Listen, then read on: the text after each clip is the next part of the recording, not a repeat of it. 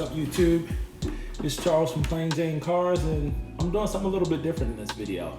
You guys know normally I'm actually at car meets, or I'm setting up some drone photography shoots with my boy Beto. If you haven't seen that, please go look at my other videos. There's some really cool stuff. And actually, I'll give you a little bit background story. I just really started in this whole videography, a little bit of photography and drone stuff in the end of July. It's something that just piqued my curiosity and say, hey, I'm gonna try it. So far, every video I've done has been either with a GoPro Hero 7 or my iPhone. I have an iPhone XR, and that's what I started with. I just started iPhone in the hand, and my buddy Arrow, he said, man, some of the stuff I see you doing, you should get a gimbal. So he sent me a gimbal, just like that was on Amazon, that one of our car club buddies sent him. And I went to Best Buy and I saw the DJI Osmo Mobile 2 actually. So I bought that and played with it, and I did my first video literally the same day I got the gimbal. I charged it for maybe like 30 minutes and took it out there and said, well, let's see how this goes. And in the last 3 or 4 months, I've been amazed at the amount of learning that I've been able to do and some of the production quality that I've got out of an iPhone and an Osmo Mobile. And I recently got a drone. Actually, I'm pointing at it because I'm sitting in my kitchen actually. But I got a drone from my friend GT Car Joe, another good guy that's really helped me with my content, giving me ideas, telling me places, hey dude, go check this place out. Well, he had a drone that was sitting around. He said, hey man, why don't you use my drone and just learn how to fly drones? So that was about 2 or 3 weeks ago now, and I've been practicing a little bit, posted a little bit to my Instagram. I'll have that in the descriptions. Go check some of my videos out there.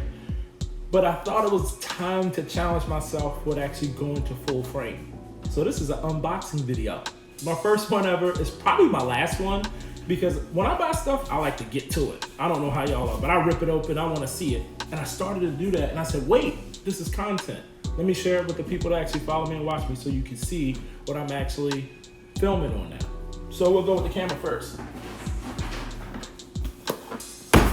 Here it is. I did a Sony, and there's a lot of different reasons. I looked at the Canon EOS R. I watched a lot of YouTube videos. Brandon Washington, I watched his review on it. I watched Peter McKinnon and Potato Jet, 2 of my favorite guys to watch. I'll put their YouTube channels in the description. But Potato Jet and Brandon Washington, 2 super cool guys. I love their style, their laid back way, and they explain it for the layman. There's a whole bunch of people that give reviews, but a lot of it's an opinion based. And I knew what I wanted to do. I know what my videos, what my style is becoming. And I wanted to get a camera that was gonna be powerful enough to support that. It's way more camera than what I need, but I knew I wanted a full frame sensor, a full frame camera. I knew I wanted to be able to do 4K at 24. I know I wanted to do full HD or 180p at 60 frames minimum, probably some 120 for some of the slow-mo stuff that I do. And let's unbox it. Actually, I have not opened this yet, and this took a lot of self-control, because for me, as soon as I got home, I was still in a camera store, and I wanted to open this up. And you know what? I want to say shout out to Reid at Houston Camera Exchange. I went and saw this guy like 3 or 4 months ago. We exchanged phone numbers. He's texted me. He's giving me ideas on how to shoot. Really, really cool guy. And I don't know what I'm doing, right? He's showing me all these lenses, and I said, dude, I trust you. Help me. And he helped me, and actually waited until it was on sale, till it was the right price. And I'm very, very happy. And I know people usually talk about the packaging and stuff like that. This is actually pretty impressively packed, I think. I like the way DJI packed their stuff up. This looks pretty cool, but here it is. Check that out, guys. Hopefully my autofocus is working on the iPhone. There it is. There's a lot of critics of the camera because of the menus and not having a complete flip up viewfinder. I don't vlog a lot, as you guys know. If you don't know, watch my other videos. I complain about vlogging. But I mean, for what I do, the way I shoot, you know, I plan to do a lot of gimbal shooting. This viewfinder is gonna work perfect for me because I'm doing a lot of low and sweeping stuff, and to be able to adjust this is perfect. We're probably gonna do some small rig stuff because I have to mod everything that I have. That's just my style. And we'll definitely have a monitor on this eventually. And you'll see, it'll be all rigged out in the coming months. Of course, there's the neck strap and the battery and all that good stuff. And I'll be charging this up tonight. I actually just did a video. I'm trying to do a video every day for the month of November. This is November 2019. I'm gonna try to do a video every day this month. And that's gonna be challenging for me because I have a family, I have a very demanding job. And of course, I have my religion, my beliefs. I spend a lot of time with that too, which is extremely important to me. So it's gonna be a bit of a challenge, but I'm up for the challenge. I think it'll be cool. So lens, that's important, right? Check this out. So it was not easy picking a lens. So I went with Tamron glass. Sony glass is super nice. It's expensive, as a lot of people know. And I wanted to spend, it's one of those things that's kind of like when you mod your car.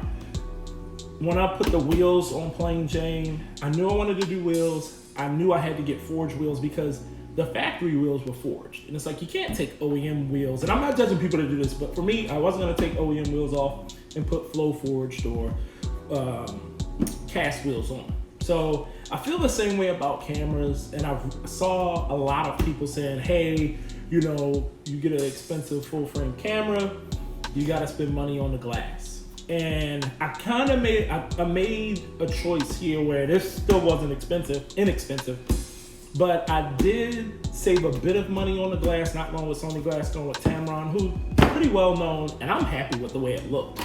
And the good thing about Houston Cameras Exchange, and probably every other camera store for that matter, they let you test it out, right? You're gonna be able to touch it, to feel it, look at it.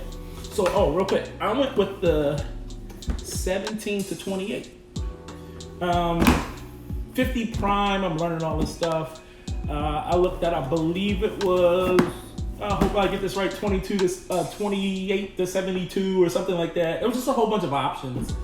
And when I put a few different lenses on, I looked at it, and there was a rep from Tamron there, Reid was there, and I immediately gravitated toward this. It was a little bit more expensive than what I originally was gonna get, but it's worth it because I like wide angle. I like to be really close on my subject, which is normally a car for me. And I like to be close and get detail, but not lose everything that's around it. You know, like if you're getting a wheel, I wanna be right up on the wheel, but I wanna be able to see the caliper, I wanna be able to see the rotors, but not lose the detail of the wheel. So I thought this was the perfect lens for me.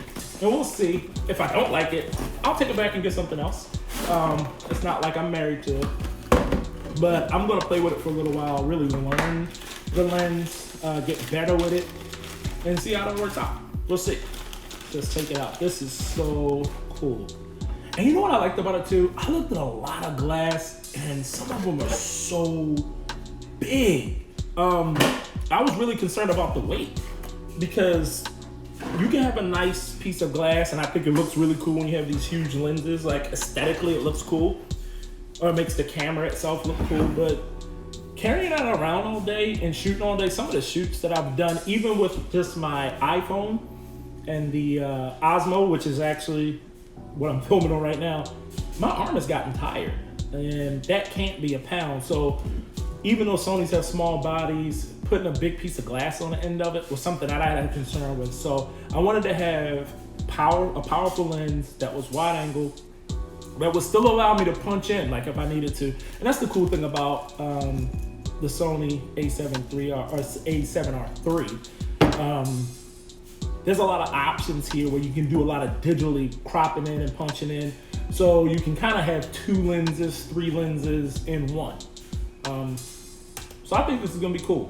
And actually I'm gonna shoot on it tomorrow. So I'm actually gonna try to charge everything up and shoot on it tomorrow. And my last component, which is probably one of the most important components for me because of the way that I film. Hopefully you guys have seen the video. If I haven't said it already, go watch. And this was like the first thing I opened up. Most people will probably say, you get a camera, and I mean, is it expensive? Relatively. It's my first camera. And my buddy was like, you really spent that much on your first camera? I've never had a camera before, this is my first one. But this is the first thing I opened. And I opened it before I thought, let me do a video. This is so awesome. So none of this is sponsored. As you guys know, I have 51 subscribers. I may have 100 followers, a little over 100 followers on Instagram. So of course, I'm spending my children's inheritance on my hobby. But I love DJI products, I have to admit. Like, even their packaging, I love their packaging, but I already ripped it open. That was the first thing I opened up. It's like, I wanna see what my gimbal is gonna look like. It's really an important part of how I learned to film. And I'm rocking the table, hopefully this footage isn't all shaky. But it's really an important part of how I learned how to film, or learning how to film. And it really suits my eye. I love the way things look when it's stable. And there's so many movements that I haven't learned yet to make a gimbal look dramatic, to make it look cinematic. But even my rookie ways, I've been able to create some really cinematic looks. And I'm developing my own style. Oh, this is so cool. This is so cool. And I can't fake excitement. I did already see it opened up, but just looking at it again, like, this is so cool. I mean, so what it is too is I actually got the Pro combo. This is the SC. So it's a little bit smaller than the S, and I made sure that it can handle the weight of what I have here. I'm at just about 2 pounds. I think this can handle just under 5 pounds. But I thought it was important to get the SC for a few different features, and one is because it is compact. I wanted the Pro Pack because I do want to be able to adjust my lens. And I actually will be able to do that with the accompanying strap. Even though I'll be using autofocus, but like I was saying, doing some of that punch-in stuff and doing it remotely from the gimbal without having to reach up there and the gimbal moving around, I can do it as I'm filming. It'll add like a dramatic effect. There's something that I'm learning with the drone where you're doing like, almost like where you're say like I'm moving away, but I'm zooming in at the same time. And I know there's a technical term for that, but I don't know. I'm just learning photography, so I'll learn that one day. But this is super cool. One thing I don't have right now is a tripod. So my Osmo Mobile is actually sitting in the case that it came in, and they kind of give you like a janky tripod, which works. It works a little bit. But I'm really realizing how bouncy it is every time I touch the table. I'm looking at my iPhone shake, but I have to play with this. I haven't charged it yet. I don't even know how all this goes together. I have to read the instructions. But one thing I will say is I'm excited to get this out tomorrow and start playing with it. So guys, I just wanted to show you the stuff that I have now. I've talked for quite a bit. I'm not gonna do a heavy edit on this video. I'm gonna put it out there, and I'm looking forward to getting this challenge done, the Brandon Washington challenge. And I was gonna do this either way. It was time to upgrade anyway, but I like the challenge of being able to do a video every day of this month. Hopefully you don't get tired of playing Jane cars and say, oh my God, is this guy crazy? Hopefully it's something that you like. And I'm trying to switch it up. It's gonna be a lot of car stuff, but doing a video every day of the month. I'm gonna actually do some stuff with me editing so you guys can kind of see my editing style. I'll pull my family into the videos. I do have some other stuff that's been waiting in the wings that I haven't edited yet. This looks pretty cool. I can't wait to use that little focus knob. So I'll be learning a lot. Hopefully I'll get out with my drone and you guys will be able to see me on a Mavic Pro. And I'll do I'm gonna learn how to do this, show some footage of the drone in flight and then show you the flight footage too, if that makes sense. And maybe I'll show you this tomorrow after I have it all charged up and put together. All right, guys, I appreciate it. Hopefully this was a cool video, something different from playing Jane cars. But like, share, subscribe. I'm having fun with this. I have to admit, I'm having fun with this. And hopefully you guys enjoy the content that I'm putting together. All right, see you guys in the next video. Peace.